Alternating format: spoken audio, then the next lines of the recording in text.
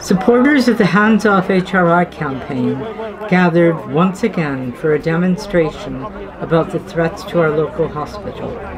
Although outright closure of the Huddersfield Royal Infirmary appears to have been shelved, the new proposals from the CCG are deceptive. They claim that we will maintain A&E departments in both Huddersfield and Halifax, but this is a lie. In truth, Huddersfield will have only a walk-in centre, with all real acute emergencies redirected to Halifax. The CCG and NHS Trust have once again failed to take our views into account. The Hands Off HRI campaigners are clear that we will not stop campaigning until we have secured a fully functioning hospital and A&E for the people of Huddersfield. Lawson, a proud NHS nurse. I'm here today to save services for my patients, for the residents of Huddersfield. If the planned closure of our A&E goes ahead, there will be lives put at risk there, and unfortunately it's not just happening in Huddersfield, it's happening up and down the country, because this Tory government wants nothing more but to privatise the NHS by stealth. Hello, I'm Councillor Nell Griffiths from Colne Valley Ward. I'm here today because our NHS is being dismantled in front of our eyes, and it will lead to privatisation. It will go the same way as dentistry will. The integrated care services that are now being talked about are simply a way of introducing private American healthcare companies into our health system, and we all need to stand up to this. Nye Bevan said the NHS will last for as long as there are folk willing to fight for it, and we need to fight for it now. Hi, my name's Hester Dunlop. I'm a GP in Huddersfield, just retired. I've worked here for over 30 years. I feel really strongly about this local hospital situation because I don't think primary care and general practice have been consulted properly about this right from the get-go, and we're going to have major problems coping with any sort of transition, especially the plans they're putting forward again for Huddersfield Royal Infirmary. It's always the case that primary care are the people that we deal with all the problems when the hospital are running into difficulties, and I think really they need to have a major rethink about that. There's been a report this week released called the Partnership Review, which actually highlights the major problems that are going to be having in primary care. And I think they need to read that, and they need to wait for that report to come out before they make any plans. That's due to be released at the end of the year, and it's a government commissioned document. So let's have a pause, please. I must say to start with that I'm not a member of any political party. I'm here as a Christian and a Christian minister to say that I am 110% behind the struggle to keep our hospital as it is, and even better than it is. It's a great shame that the proposals were ever put forward, and the big problem is not the efficiency of the hospital, it's a problem of money. A long while ago the hospital in Halifax was built for 62 million. Well, I don't begrudge them that. Then they amalgamated with Huddersfield, and the debt that was incurred through a PFI was, listen, 773 million. I call that daylight robbery, and something should have been done about that. The people who cooked up that stupid PFI ought to be in jail. And it's a really huge pleasure to come today to Huddersfield to talk to you about how we've won a campaign in Sheffield. We're very excited about it, but the work doesn't stop. I'll tell you about it. So a good news story.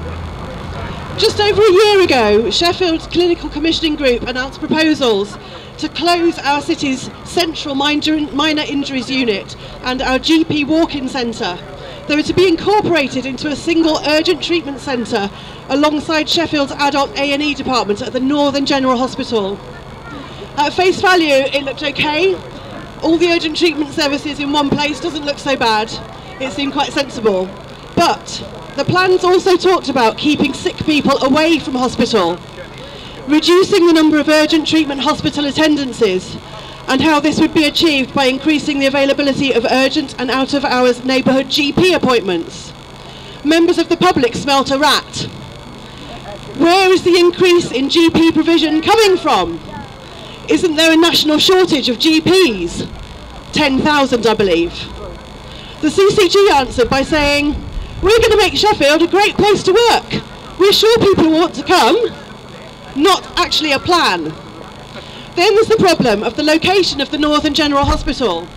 It is, as its name suggests, on the northern edge of Sheffield. We asked, what about the elderly, the infirm and vulnerable people from the south side of the city? Well, we'll be looking at ways to improve transport, they said, and address these issues. Not really a plan. The Northern General Hospital is gigantic. It occupies a sprawling site on a hill, which can take half an hour to navigate from one side to the other on foot. Car parking is already a nightmare. People say they don't feel safe approaching and walking through the site after dark. We had, a lot of you know some of this story, but they shut our A&E over in Chorley in April 2016. That Saturday we had 3 days notice, we had about 2,000 people outside that hospital protesting against it. We thought we'd go back every single Saturday, and we have. That's 10 o'clock to 11 o'clock, we were there this morning for week 130. Right. So as you all know, that is like keeping it in the public eye. There's still loads more that everybody needs to do. We'll lobby. Sorry, it's just the comment behind here was hilarious.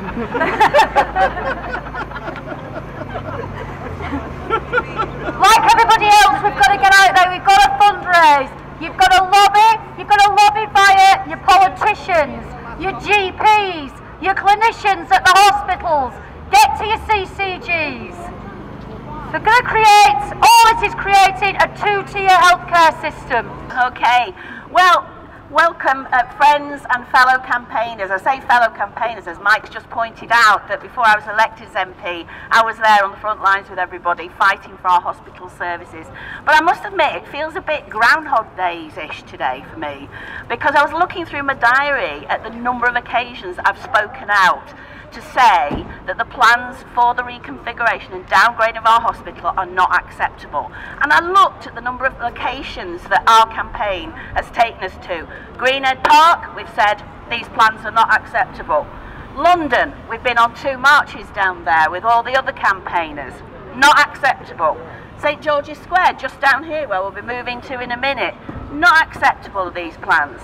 Beaumont Park, and outside the hospital, honking for our hospital, week after week on a Saturday, and local people all waving, honking the horns and giving their support. So there are many of us here today, but I know there's hundreds and hundreds, thousands of people in Huddersfield and Greater Huddersfield and Combe Valley who are supporting our campaign and are waiting to see how our campaign goes. And we know that if we're determined, as has already been said, that we can make those steps. And I think with these reviewed plans that came out in August, we are making those small steps. We are making them listen. My response was to say these revised plans were a mixed bag, because it was good that there's going to be no new PFI. That is good. It is good that we are going to sustain the number of beds.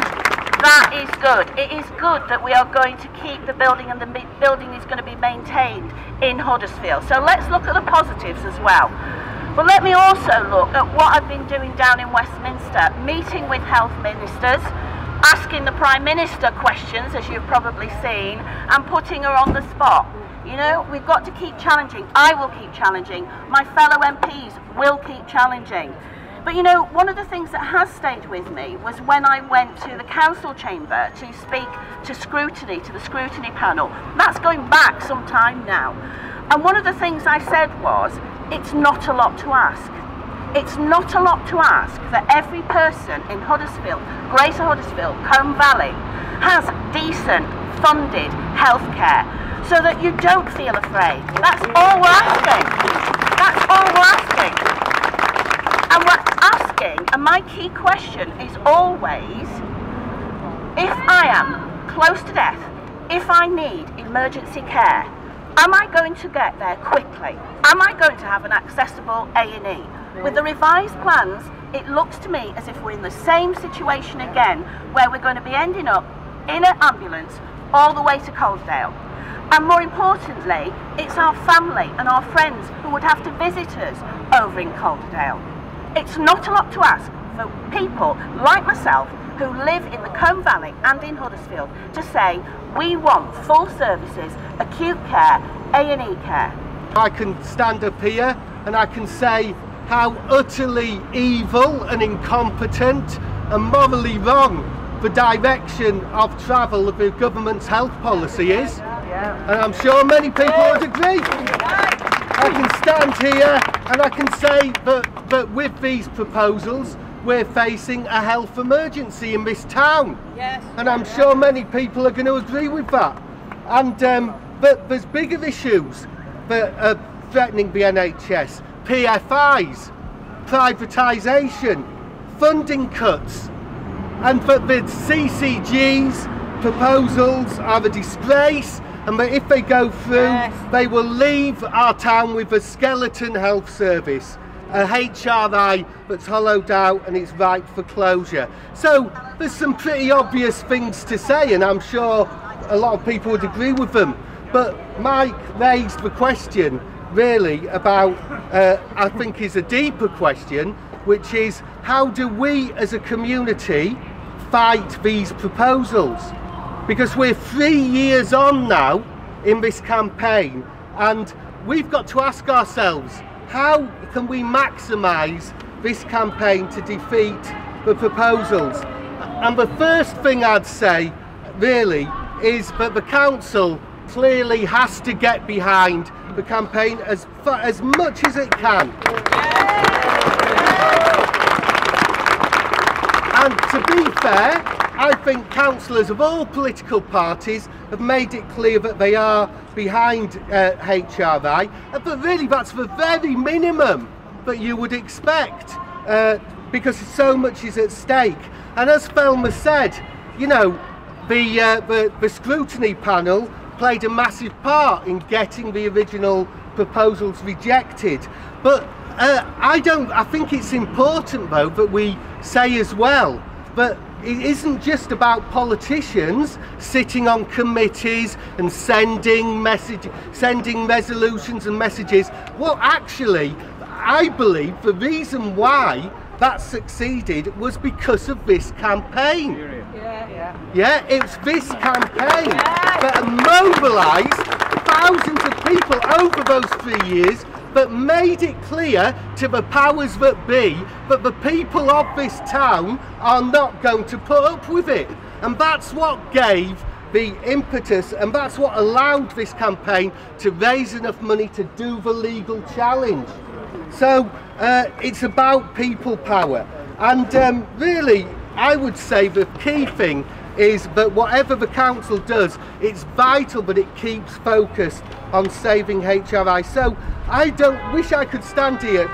Mike said, well, what is the council going to do? I think that is a discussion that needs to be had, but because maybe, you know, and this is, I would like to see this, but the council should support another legal challenge if that's needed. Yeah, practical help.